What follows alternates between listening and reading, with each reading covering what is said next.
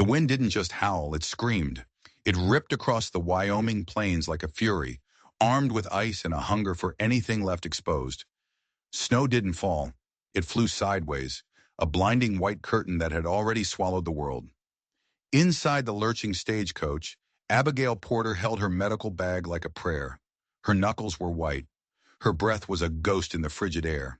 At 26, she'd seen the horrors of the Civil War.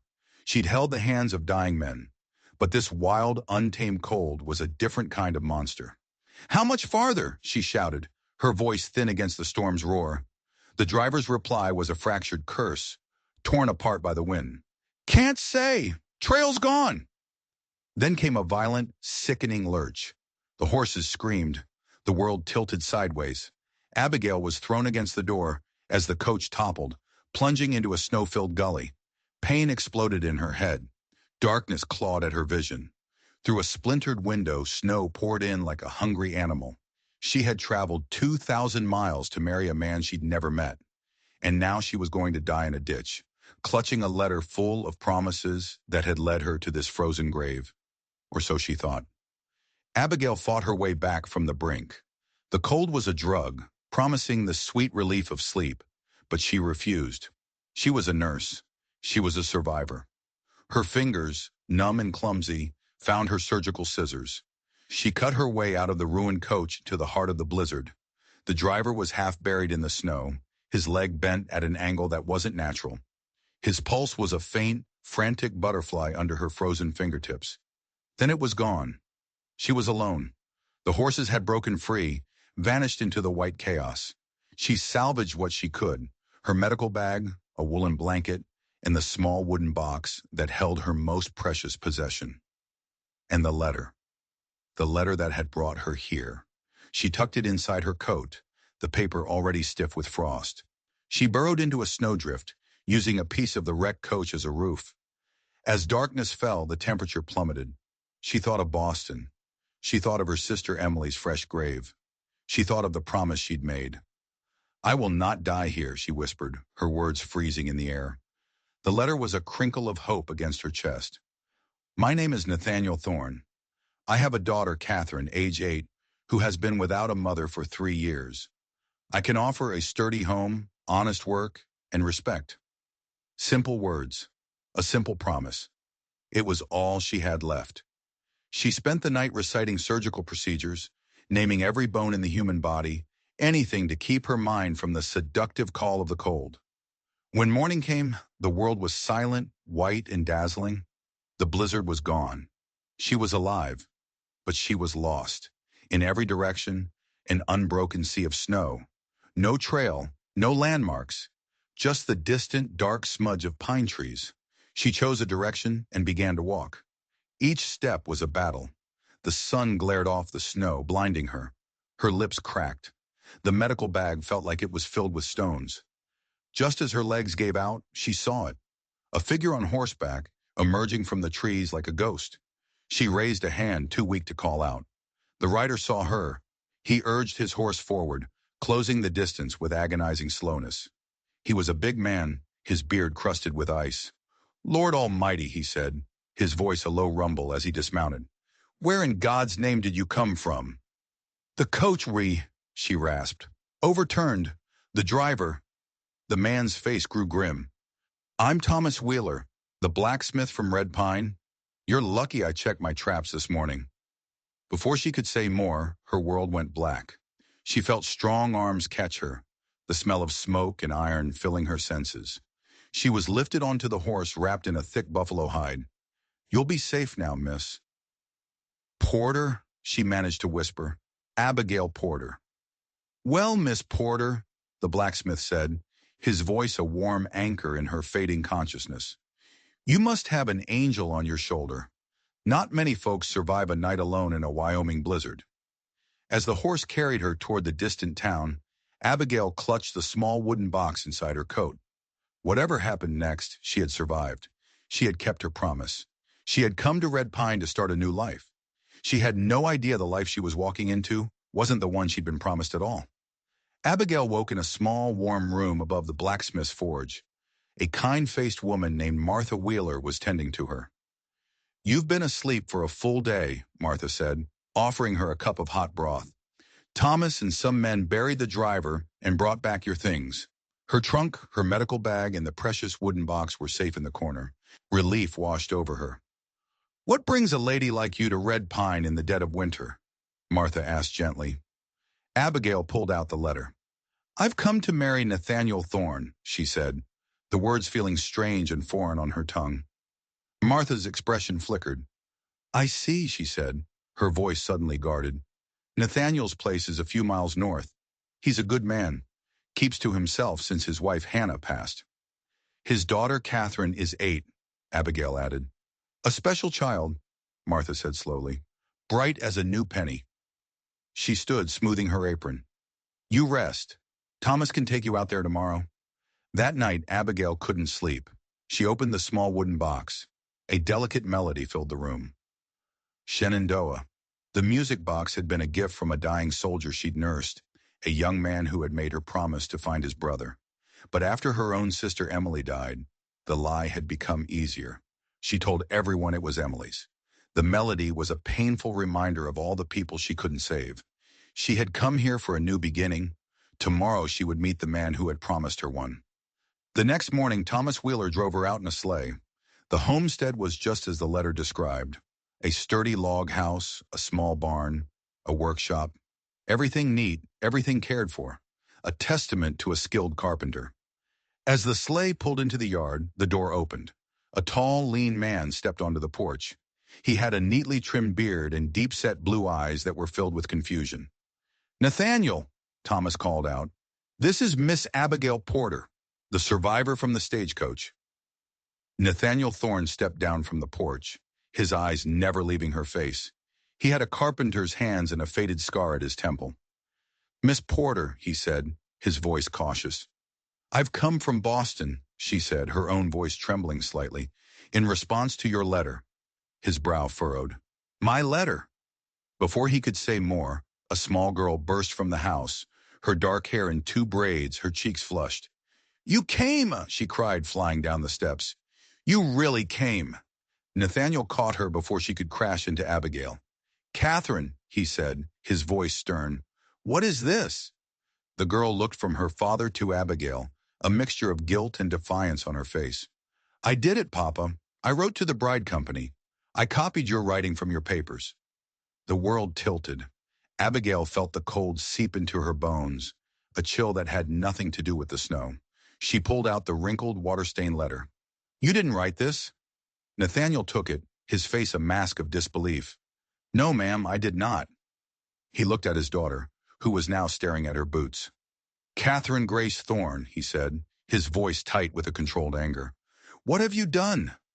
The little girl lifted her chin. You needed a wife, she said, her voice small but fierce. And I needed a mother. The simple, heartbreaking logic of it hung in the air. This whole journey, the blizzard, the hope, it was all built on the desperate prayer of an 8-year-old girl. Miss Porter, Nathaniel said, the words clearly costing him. I am sorry for this, truly, but I did not ask for a wife. But you can still stay, can't you? Catherine pleaded, turning to Abigail. You came all this way. Her eyes were bright with a desperate hope. Papa gets terrible headaches, and you're a nurse. You can fix him. The twist was so sharp it stole Abigail's breath.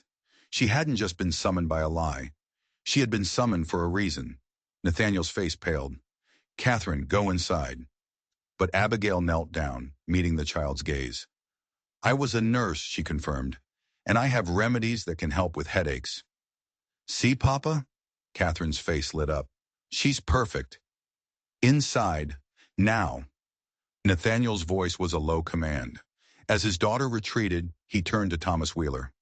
Can you take her back to town? I'll pay for her passage east when the trail's clear. The trails won't be clear for weeks, Thomas said grimly. I've sold my home in Boston, Abigail said, finding her voice. I have nowhere to go. As if on cue, the wind picked up, and dark clouds began to boil over the mountains. Another storm's coming, Thomas said, looking meaningfully at Nathaniel. Wouldn't be right to travel in this. Nathaniel's jaw tightened. He was trapped. They were all trapped. He finally gave a single curt nod. "You can stay until the storm passes," he said to Abigail, his voice heavy with reluctance. As Thomas Wheeler's sleigh disappeared down the trail, Abigail stood on the porch of a man who didn't want her, with a child who wanted her more than anything. The door to her new life had been opened by a lie. But as the first flakes of the new storm began to fall, she had a terrible feeling that the lies were just getting started. The storm locked them in. For days the world was a swirling vortex of white, the wind a constant, mournful cry. The cabin, for all its sturdy craftsmanship, felt like a cage. Nathaniel was a ghost in his own home, his silence a wall between them. He chopped wood with a grim efficiency, his movements precise and angry. He taught Catherine her lessons, his voice patient with his daughter but cold to Abigail. But Catherine was relentless. She followed Abigail everywhere, a small, hopeful shadow, peppering her with questions about Boston, about nursing, about the war. "Did you ever have to cut someone open?" she asked one afternoon, her eyes wide. "Sometimes," Abigail admitted, "to save their life." That night the nightmares came. Catherine's screams ripped through the small cabin. "Mama! Mama, don't leave!" Abigail was at her side in an instant, holding the trembling child, rocking her, humming the old familiar melody of Shenandoah from the music box. "It's all right," she soothed. "You're safe." Nathaniel appeared in the doorway, his face a mask of grief. "She does this sometimes," he said, his voice rough. "She dreams of her mother's last days." "Where were you?" Abigail asked, her tone sharper than she intended. "My workshop," he said, his hand going to the scar on his temple. "The headaches. The noise helps." Abigail stood, her own exhaustion making her bold. "The noise helps, or the solitude? That child needs her father, Nathaniel. Not a ghost who hides in his workshop?" The accusation hit him like a physical blow. Before he could respond, she pushed past him. She returned with her medical bag. "I told your daughter I could help with your headaches. Now sit." He was so stunned by her command, he actually obeyed. She mixed a tincture of willow bark and feverfew. "Drink this," she ordered. He did, his eyes never leaving her face. The silence that followed was different. The wall between them had been breached. "Her mother, Hannah," he said finally, his voice low. "She had consumption. I watched her waste away for a year. The doctor from town, he did nothing. Just took my money and shook his head." His hands clenched into fists. "I recorded everything. Her fevers, her coughing spells, every damn detail. I thought if I could just understand it, I could fight it. But I couldn't." Abigail's heart ached for him. She had seen that helplessness 1,000 times. "No one could have fought it," she said gently. "Not back then. Not with the medicine we had. But a nurse," he said, his voice raw. "A real nurse. You might have eased her suffering." And there it was, the truth of his coldness. It wasn't anger at her. It was a deep, gnawing guilt. Her presence was a constant, painful reminder of the help he couldn't give his wife. The next day, the thaw between them continued. Catherine, sensing the shift, showed Abigail a photo album, and Abigail froze. A photo of Hannah, Nathaniel's late wife, stared back at her, and it was like looking at a ghost. She looked exactly like Abigail's dead sister, Emily. "Papa says I have her eyes," Catherine said. Abigail couldn't breathe. The resemblance was uncanny, impossible. The same heart-shaped face, the same gentle, sad eyes. What did this mean? Was this some cruel trick of fate? That night, Catherine asked her to play the music box again. As the notes of Shenandoah filled the room, the girl began to sing. "Mama taught me," she whispered. "She said her grandmother sang it when she left Virginia to go west. My father sang it to my sister and me," Abigail said, a chill running down her spine. "Your brother who died in the war?" Catherine said. "Like Papa's brother, James, the one who never came home." The connections were piling up, too many to be a coincidence. Hannah looking like Emily, the shared song, the lost brothers. It felt like invisible threads were being pulled tight, drawing their two families together across time and death. It was a puzzle, and Abigail felt she was standing in the middle of it, with no idea what picture it was trying to make. As the storm finally broke, Thomas Wheeler arrived to take her back to town. The farewell was heartbreaking. Catherine clung to her, begging her to stay. Nathaniel stood on the porch, his face unreadable, but his eyes were full of a silent, desperate plea. "You will be remembered here," he said, his voice formal again. Back in Red Pine, Martha Wheeler tried to offer comfort. "He's a proud man," she said. "He won't ask. Not after what his daughter did." Abigail spent the next few days in a daze, treating the town sick, but her mind was back at the homestead. The stage to Cheyenne was due on Tuesday. Her old life, or at least a version of it, was waiting. Then Catherine's letter arrived, smuggled into town by a neighbor. "Please come home. Papa's headaches are worse, and he misses you too, even if he doesn't say so." It was the final push she needed, but as she packed, her fingers fumbled with the broken music box Nathaniel had tried to repair. On an impulse, she pried open a loose panel on the bottom. Inside, nestled in a hidden compartment, was a yellowed, folded piece of paper. A letter. June 12th, 1865. "Dear Miss Porter," it began, "I write to inform you of my brother's sacrifice. Nathaniel did not desert. He took my place. We traded identities. He became James Thorne, and I, Nathaniel Reed, remained behind. If you find him, I pray this music box and its melody will help him remember." The world spun. James Thorne, the soldier who had died in her arms, who had given her the music box. The brother Nathaniel thought was lost was the man whose last moments she had witnessed. And Nathaniel Thorne was not his real name. He was Nathaniel Reed, a man living a lie to protect his family's honor. At that exact moment, another sleigh pulled into town. A well-dressed man stepped out, his face a cold mask of authority. Thomas Wheeler let out a low curse. "That's Victor Hayward, Hannah's brother from back east, and he looks like he's come for a fight." Abigail grabbed the letter in her medical bag. Her choice was gone. Fate, or something that looked a lot like it, had just made it for her. She had to get back to the homestead, and she had to get there now. Abigail arrived back at the homestead just as Victor Hayward was lowering the boom. He stood in the middle of the room, a snake in a fancy suit waving a legal document. "I have guardianship, Thorne," he said, his voice dripping with triumph, "and I have military records. They show a Nathaniel Reed deserted his post in 1863. A deserter is not a fit parent for my sister's child." Catherine was sobbing, clinging to her father. Nathaniel's face was ashen. He was trapped. His secret, the one he had kept to protect his family, was now being used to destroy it. "You're wrong," Abigail said, her voice ringing through the tense room. All eyes turned to her. She walked straight to Nathaniel, the hidden letter in her hand. "I was his nurse," she said, her voice shaking but clear. "The real James Thorne. He died in my arms. He gave me this letter to give to his brother, Nathaniel Reed." She handed him the letter. As he read the words from his long-dead brother, tears streamed down his face. "He didn't desert," Abigail told the stun room. "He took his brother's place. He fought at Antietam. He took a bullet to the head and kept fighting. He's not a deserter. He's a hero." Victor's case crumbled to dust. Thomas Wheeler, who had followed Abigail out, stood as a witness. The deception was revealed not as a crime, but as an act of profound sacrifice. Victor, defeated and humiliated, withdrew his claim. In the quiet after the storm, Nathaniel turned to Abigail, his eyes full of a love and gratitude that needed no words. "My daughter wrote a letter asking for a wife," he said, his voice thick with emotion. "But it seems my brother sent me an angel instead." He took her hands in his. "I thought my life was over when Hannah died. I was just a ghost. You, Abigail Porter, you brought me back to life." He dropped to one knee. "Will you marry me?